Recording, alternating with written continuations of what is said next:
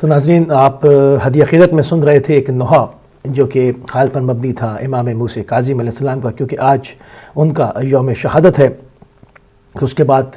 ہم آپ کو جو ہے دوبارہ پروگرام میں خوش آمدید کہتے ہیں، اور اس وقت ہمارا جو اس سیگمنٹ ہے وہ ہے ہدایت کی بات، اور ہدایت کی بات میں ہم شروع کریں گے اقوال معصومین سے، اور نبی کریم صلی اللہ علیہ وآلہ وسلم کی ذات گرامی سے۔ آپ فرماتے ہیں کہ دنیا داروں کی غذا ہنسی اور غصہ زیادہ ہوتا ہے، یہ لوگ بہت کم پر راضی ہوتے ہیں۔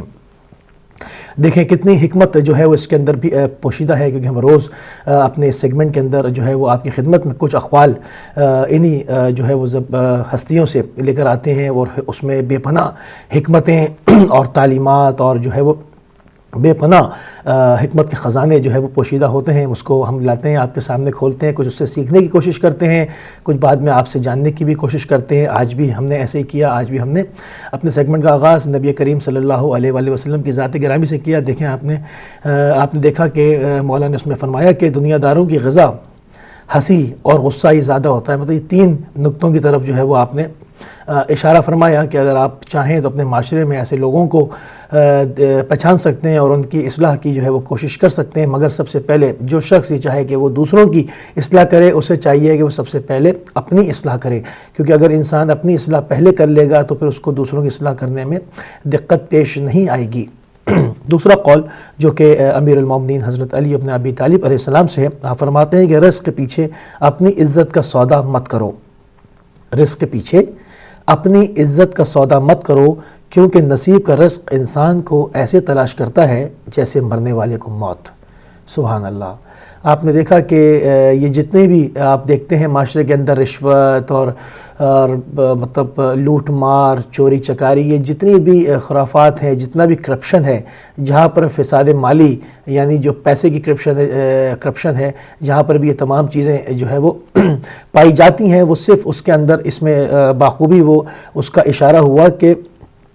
تمام انسیکیور فیلنگ کی وجہ سے ہوتا ہے۔ انسان خدا کے اوپر توکل نہیں کرتا کہ کل کیا ہوگا اور آنے والے جو ہے دن اس میں میرا کیا ہوگا، حالات یہ ہیں، فلاں یہ ہے، تو اس وجہ سے ڈر کے اس کو شیطان ورغلاتا ہے، اس کو ڈراتا ہے، اور وہ فساد مالی کا شکار ہو جاتا ہے۔ وہ حرام لقمہ حرام خود بھی کھاتا ہے، اپنے گھر لے جاتا ہے، اپنے بچوں کو بھی کھلاتا ہے، اور وہ فساد پھر اس کی نسلوں میں ظاہر ہوتا چلا جاتا ہے۔ آپ دیکھتے ہیں کہ بہت اچھے خاصی معزز فیملی کے لوگ آپ دیکھیں گے کہ ان کے اندر سے فساد ظاہر ہوتا ہے،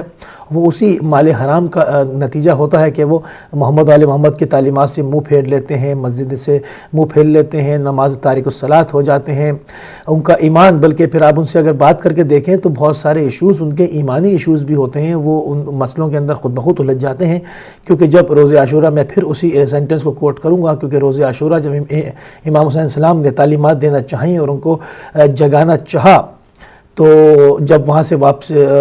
جو ہے وہ یزیدیوں کی طرف سے رسپانس نہیں ملا، تو پھر امام نے ان سے فرمایا کہ تم مجھے جانتے بھی ہو، پہچانتے بھی ہو، مگر اس طرف توجہ نہیں دے رہے ہیں میرے مرتبے پر، صرف اس کی ایک ہی وجہ ہے کہ تمہارے شکموں میں حرام پڑا ہوا ہے۔ تو مال حرام اس قدر خطرناک ہے، یہ ایسا زہر قاتل ہے کہ مطلب جس وقت مل رہا ہوتا ہے مفت کا پیسہ تو انسان کو جو ہے وہ فیل نہیں ہوتا، وہ خود بھی کھاتا ہے، اپنے بچوں کو بھی کھلاتا ہے، اس سے اپنی زندگی میں جو ہے وہ آسائش اپنے لیے بھی مہیا کرتا ہے، اپنی اولاد کے لیے بھی، مگر وہ پھر چلتا ہے اور آگے اس کی نسلوں میں فساد کو ظاہر کرتا ہے۔ تو مولا اسی کے لیے اسی کے ضمن میں یہ فرماتے ہیں کہ رزق کے پیچھے اپنی عزت کا سودا نہ کرو، کیونکہ نصیب کا رزق انسان کو ایسے تلاش کرے گا جیسے مرنے والے کو موت، کیونکہ جب خدا نے آپ کو خلق کیا ہے تو آپ کے مکمل رزق کے ساتھ آپ کو خلق کیا ہے، جو ایک چوٹی کو بھی بھوکا نہیں مارتا، جو کہ چرند پرند حیوانوں کو بھی جس نے ہزاروں سالوں سے زندہ رکھا ہوا ہے، وہ بھی وہی ہے جو آپ کو بھی رزق دے گا۔ آپ جو ہے شیطان کے بہکائے میں آ کر، اس کے ورغلائے میں آ کر جو ہے وہ فساد مالی کا شکار نہ ہو۔ ایک اور قول مولا امیر المومنین کی ذات گرامی سے شیئر کروں گا۔ مولا فرماتے ہیں کہ تمہارا کوئی عمل قابل قبول نہیں ہوتا مگر وہ عمل جسے تم خلوص نیت کے ساتھ بجا لاؤ۔ سبحان اللہ، کیونکہ تمام نیتوں کا دار و مدار انما اعمال بالنیات، تمام اعمال کا دار و مدار انسان کی نیت پر ہے، کیونکہ انسان کی نیت کو کیونکہ پروردگار کلام پاک میں ارشاد فرماتا ہے کہ میں تمہاری شہرک سے زیادہ قریب ہوں، تو پھر انسان کی نیت کو وہ بہت احسن بخوبی جانتا ہے کہ اس کی نیت کیا ہے، اس کا عمل کیا ہے، یہ کیا کر رہا ہے، اس میں کتنی ریاکاری اور کتنا خلوص ہے۔ تو مولا فرماتے ہیں کہ تمہارا کوئی عمل قابل قبول نہیں ہوتا، کوئی عمل قابل، مگر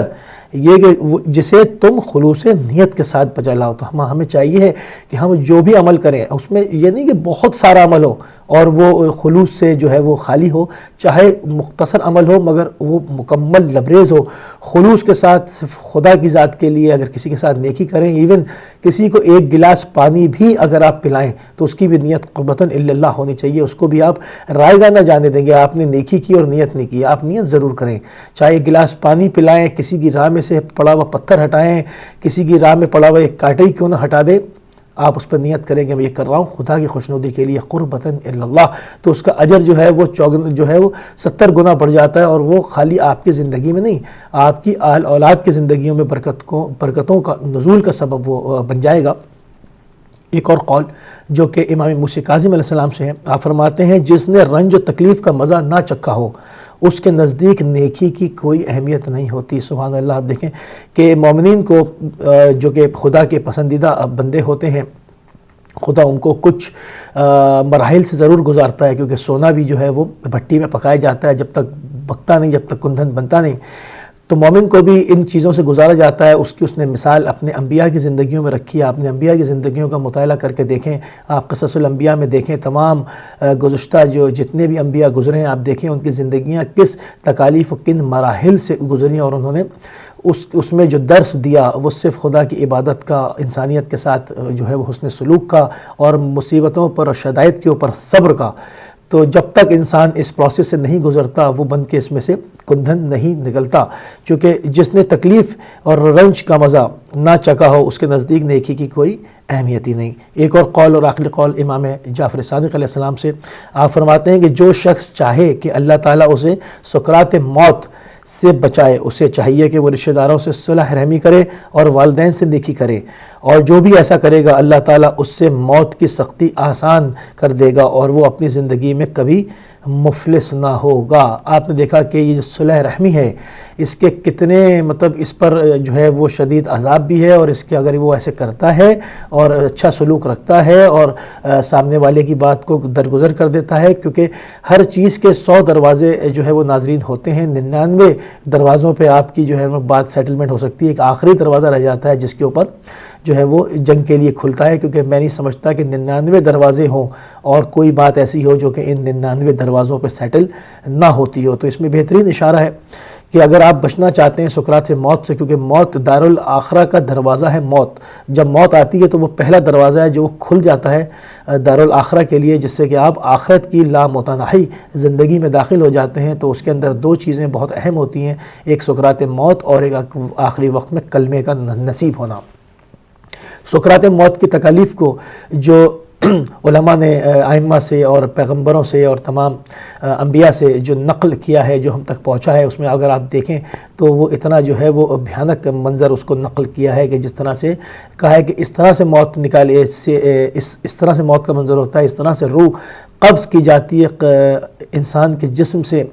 کہ جیسے اس کی مثال ایسے پیش کی ہے کہ جیسے کانٹوں کے اوپر آپ ململ کے دوپٹے کو ڈالیں، ململ کے کپڑے کو، اور اس کو آپ کھینچیں تو وہ تار ہو کے جو ہے وہ آپ کی طرف آئے گا. اس طرح سے جو ہے وہ انسان کے جسم میں سے جان نکالی جاتی ہے. تو کوئی چاہتا ہے کہ اس کی جان اس طرح نکالی جائے تو پھر وہ آزاد ہے، جیسا چاہے وہ عمل کرے، مگر اگر وہ چاہتا ہے کہ اس وقت اس کے اوپر آسانی ہو اور تو اس کو چاہیے اپنے والدین سے نیکی کرے، اپنے رشتہ داروں کے ساتھ صلح رحمی کرے، اوائڈ کرے، کیونکہ انسان ہے، معاشرتی برائیاں سب کے اندر ہیں. اگر کوئی انسان کو کسی سے تکلیف پہنچتی ہے تو اس کے 99 دروازے ہیں، اس کو وہاں پر اوائڈ کیا جائے، چھوڑا جائے، اپنے لیے بھی آسانی پیدا کی جائے، دوسرے کے لیے بھی آسانی پیدا کی جائے. تو ناظرین یہ تو تھے آج کے اقوال معصومین، اور ہم پروردگار کی بارگاہ میں جو ہے وہ دعا گو ہیں. اور آج شہادت امام موسی کاظم علیہ السلام ہے، آپ کا خصوصی واسطہ دیتے ہیں تمام چہردہ معصومین کا، اور خصوصی واسطہ امام موسی کاظم علیہ السلام کا آج آپ کی شہادت ہے.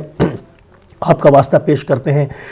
پروردگار کی بارگاہ میں کہ پروردگار ہم کو اور آپ کو ان تمام اقوال کے اوپر جو ہے عمل پیرا ہونے کی توفیق عنایت فرمائے اور ہماری زندگیوں میں مثبت تبدیلی کو ایجاد کرے. تو ناظرین یہ تو تھے آج کے اقوال معصومین. اس کے ساتھ ہمارا سیگمنٹ اپنے اختتام کی جانب بڑھتا ہے، اور اسی کے ساتھ ہمارے پاس ایک مختصر سی بریک کا ٹائم ہو جاتا ہے. بریک پہ چلتے ہیں، بریک سے واپس آئیں گے، پروگرام کو کنٹینیو کریں گے.